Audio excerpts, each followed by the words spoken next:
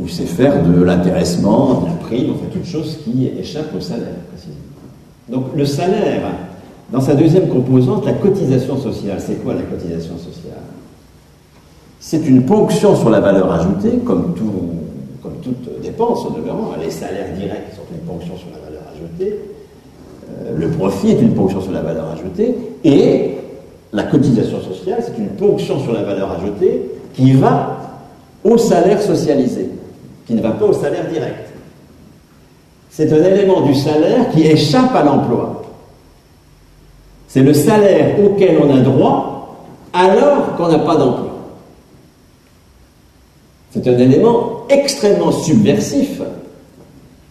Parce que ce n'est pas un revenu que l'on tirerait d'un patrimoine ou d'une prévoyance. Là, nous serions dans la logique capitaliste. Je n'ai pas le temps de développer ce point. Parce qu'encore une fois, je n'ai qu'une demi-heure. Mais ce n'est pas un revenu, c'est un salaire qui exprime une qualification. Pas la sienne, certes, mais enfin celle du poste est indirectement la sienne. La sienne, c'est la fonction publique. C'est un salaire hors emploi.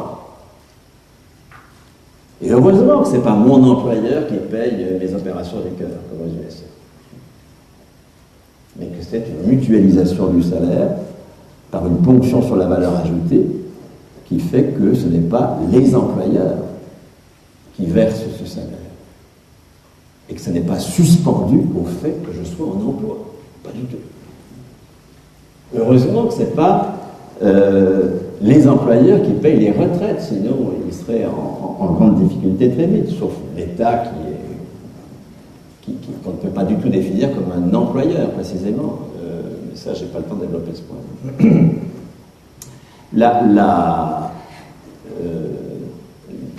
La cotisation sociale, c'est ce qui va permettre, quand vous combinez qualification et cotisation, va permettre le salaire à vie des retraités. Les retraités ont un salaire à vie, ont un salaire débarrassé de l'emploi, parce que il y a eu toute une opération de qualification des postes qui fait que cette qualification moyenne des postes va pouvoir devenir la leur, et parce qu'il y a une création de cotisation qui verse du salaire hors emploi. Maladie, famille, chômage, retraite. Nous avons donc une institution complètement neuve, totalement anticapitaliste. Je n'ai pas le temps de développer ce qu'est l'anticapitaliste en termes de financement de la dépense, mais je m'en tiens simplement à l'objet de cet exposé initial sur travail, emploi, salaire. Le salaire à vie des retraités a été créé dans la matrice de l'emploi. L'emploi a été la matrice du salaire. L'emploi a été la matrice de son contraire. Et la contradiction aujourd'hui est absolue. La défense de l'emploi est devenue l'arme de guerre contre le salaire. Nous avons deux mots. J'ai fait un petit exercice lexicographique qui vaut ce qu'il vaut, mais nous avons deux mots qui sont associés à sacrifice aujourd'hui. C'est les marchés, sans qualificatif, avec un grand M, les marchés financiers. Les marchés sont inquiets. Comment vont réagir les marchés? Comment apaiser les marchés? On fait des sacrifices pour apaiser les marchés. Et vous avez un deuxième mot. Le deuxième mot qui est toujours lié à sacrifice aujourd'hui, c'est emploi.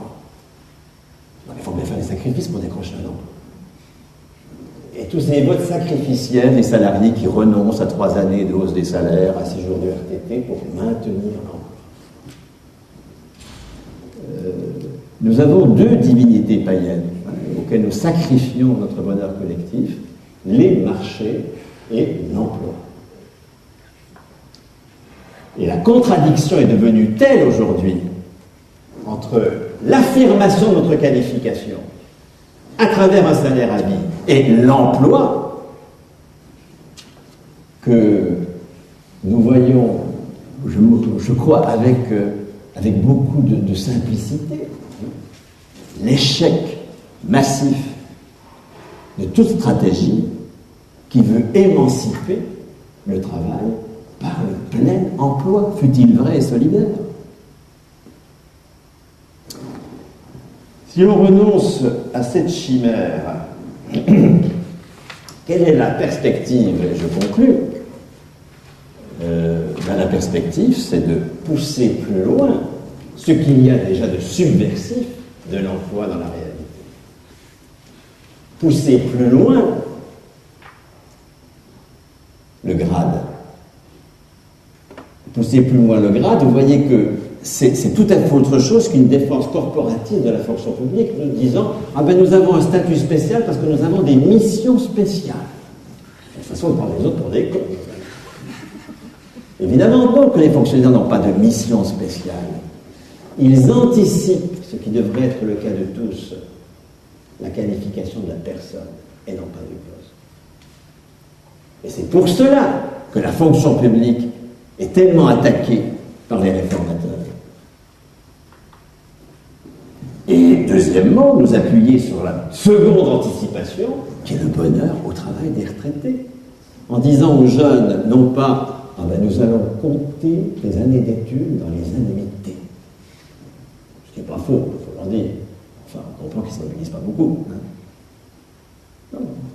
Qu'est-ce qu'il y a à dire aux jeunes qui cherchent souvent des lieux de travail libérés de la subordination?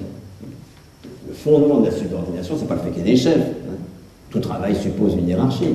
Le fondement de la subordination, c'est le fait que nous n'avons aucune maîtrise sur le travail, puisque c'est le poste qui est qualifié. Tous ces jeunes qui cherchent hors emploi, je dirais, d'autres activités de travail, tous ceux qui se cassent la figure, qui maquillent leur diplôme, etc., pour trouver un emploi. Ce que nous avons à leur dire, c'est mais enfin, ce qui est bon après 60 ans est encore meilleur avant. Tout le monde a droit au salaire à vie, tout le monde a droit à une qualification personnelle. Et nous allons libérer le travail en attribuant à chacun une qualification personnelle. Et vous voyez, je conclus sur les outils de l'accompagnement. Les outils de l'accompagnement, dans cette perspective, deviennent fondamentaux.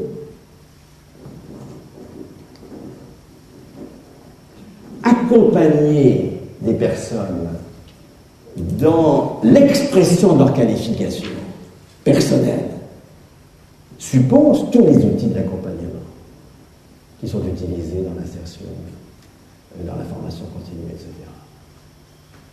Et ils sortent de la contradiction absolue dans laquelle ils sont aujourd'hui, qui fait que les acteurs de l'accompagnement sont tellement malheureux dans leur travail mais dans leur emploi, parce qu'ils voient aussi combien leur travail, c'est le mythe de Sisyphe, c'est écoper la mer. L'accompagnement en vue de l'emploi est un oxymore. On ne peut pas accompagner en vue de l'emploi, parce que l'emploi, c'est fondamentalement ce qui empêche la maîtrise du travail.